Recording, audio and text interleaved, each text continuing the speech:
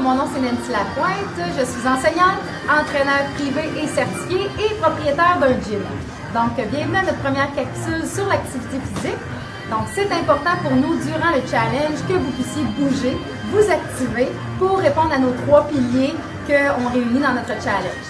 Bref, on s'oriente aussi vers les normes de Santé Canada qui nous demandent de faire au moins 30 minutes d'activité par jour.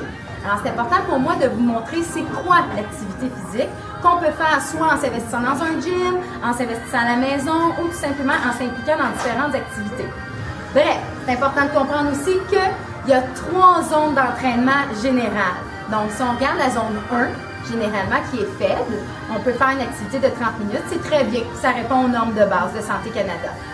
Mais la meilleure activité, c'est celle qui est plutôt modérée ou intense. Donc, la modérée, comment on peut la savoir si on fait une activité modérée, étant donné qu'on n'a pas vraiment nécessairement une montre polaire qui nous indique nos fréquences cardiaques?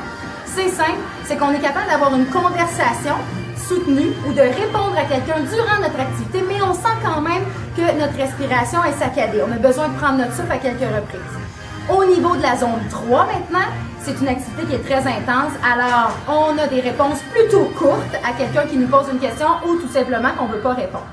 Bref, maintenant qu'on connaît nos 3 zones d'entraînement, je vais vous demander, pendant vos activités, d'essayer d'aller vers des activités en zone 2, donc modérée, ou en zone 3 si vous voulez optimiser votre forme. Maintenant, c'est une question de fréquence aussi. Si on veut s'entraîner 3 fois par semaine, c'est un maintien des acquis. Donc, à 3 fois, on va garder notre forme actuelle. Mais au moins, on bouge, c'est ce qui est important. À 4 fois, on va voir des changements qui sont plutôt marqués. Donc, ça, c'est vraiment bien. À plus de 30 minutes, c'est sûr et certain. Maintenant, à 5 fois, c'est optimiser notre forme. Et là, on a des objectifs plutôt élevés. On est vraiment centré sur nous, puis on fonce. Bref, c'est important de comprendre que des fois, on n'a pas toujours accès à un gym. Donc, si on n'a pas accès à un gym, on est capable quand même de faire de l'activité physique et de bouger. C'est important, si on veut, on pourrait s'investir dans un cours de Zumba, d'abdos-fesses, de cardio-box, de danse. Mais au moins, c'est déjà 1 fois par semaine de fait. Nous, on veut se rendre à 4. Faire des activités, par exemple, ça aussi, ça compte. Alors, imaginons qu'on a déjà notre cours de danse. Maintenant, on ajoute à ça une marche en montagne, du vélo, aller à la piscine. Donc, ça aussi, ça compte.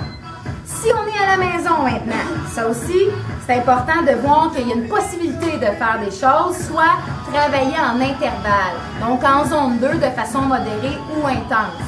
Et il faut avoir des choses à la maison, mais on n'a pas besoin de grand-chose. Dans le fond, par intervalle, ce que je veux dire, c'est que tu as besoin de 5 stations. Alors, tu dois te créer une station qui est plutôt cardio, alors où est-ce que tu vas te sentir bouger pendant 1 minute. Une autre station qui est plutôt musculaire. Et ainsi de suite. Donc, cardio-musculaire, on fait 5 stations, 4 à 5 fois le tour de nos stations, et à ce moment-là, on répond à nos 30 minutes. Okay? Maintenant, je vais vous montrer qu'est-ce qu'on peut faire à la maison. Donc, si on regarde au niveau cardio, bien évidemment, on aurait à ce moment-là, on peut partir pour 1 minute d'entraînement. On peut se procurer un petit chrono au Dollarama, au coût d'1 $, c'est vraiment pas dispendieux. On part le chronomètre et on peut y aller soit avec des jumping jacks, donc pendant 1 minute. Et là, notre cardio, nos fréquences cardiaques vont augmenter, ce qui va faire en sorte qu'on va se retrouver en zone 1 ou en zone 2, préférablement la 2. Il y a aussi le grimpeur, donc il se fait au sol, pieds, les mains à plat et on grimpe. Allez hop! Alors, on alterne nos genoux pendant 1 minute. Généralement, on peut monter de la zone 2 à la zone 3 assez rapidement avec celui-là, surtout à 1 minute. Notre fameux footballeur, alors, pieds plus large que les épaules, et on piétine, et on piétine, on piétine. Let's go. Pendant 1 minute, comme ça. Donc, il y en a plusieurs que vous pouvez faire. Plus intense encore, on a nos knees up. Fait que ce serait à vous de choisir. Donc, maintenant, quand votre station d'1 minute est faite, il vous reste celle musculaire. Il y a 2 exercices musculaires qui sont vraiment importants, dont le squat. Largeur des épaules, genoux légèrement fléchis, antéversion bassin. Alors, on sort les fesses. C'est important que mes genoux ne plient pas vers l'avant, mais bien que mes fesses sortent. Et je fais une flexion du genou. Alors, je pompe, je pompe, je pompe. On peut le faire un peu moins 3 sur nous-mêmes. Très important, très efficace. Quadriceps, fessiers, ischio. C'est très complet, c'est multimusculaire. J'ai terminé ma minute, je repars en cardio. Alors, c'est à moi de décider selon les cardio usés de l'étendue. Quand la minute est terminée, on repart avec une deuxième musculation qui est la fente, très payante aussi. Un pas devant assez large. Largeur des épaules toujours, et c'est important de descendre vers le sol. Alors mon genou ne dépasse pas le bout de mon pied, je descends vers le sol et je pompe. Je respire, 30 secondes. 30 secondes, je change de côté. Et c'est parti. Alors, pourquoi on dit que c'est par intervalle? Dans le fond, c'est que durant ma partie cardio, mon cœur, mes fréquences cardiaques battent à pleine capacité. Lorsque j'arrive plus stable au niveau musculaire, donc je fais mes squats, j'ai le temps de régulariser ma respiration. Mais vous voyez, je suis en zone 2. Je vous parle, mais en même temps, j'ai besoin de prendre ma respiration. Alors moi, c'est ça que je m'attends de vous. 5 stations, cardio-musculaire. On le fait 3 à 4 fois le tour. Tout se fait à la maison. Maintenant, il y a moyen de faire autre chose. Si je regarde ici, tout le monde a une chaise à la maison. Donc, je vais aller chercher ma chaise. Avec une chaise, on peut travailler nos abdos.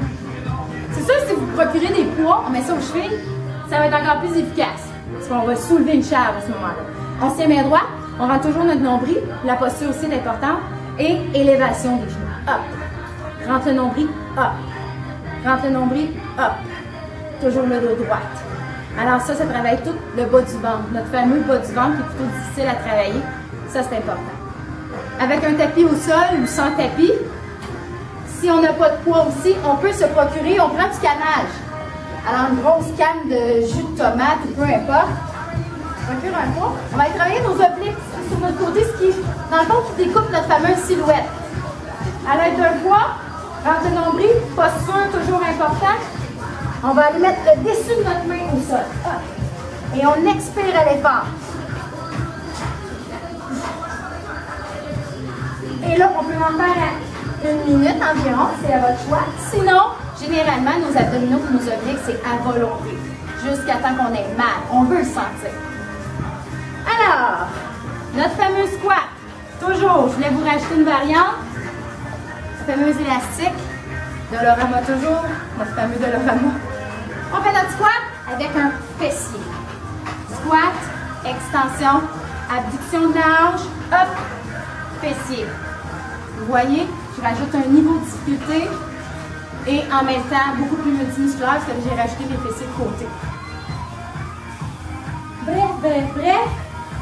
Abdos, fessiers, obliques. Il ne faut jamais négliger notre dos. Et ça, c'est un exercice que vous pouvez faire à la maison en écoutant la télé. Votre fameuse planche.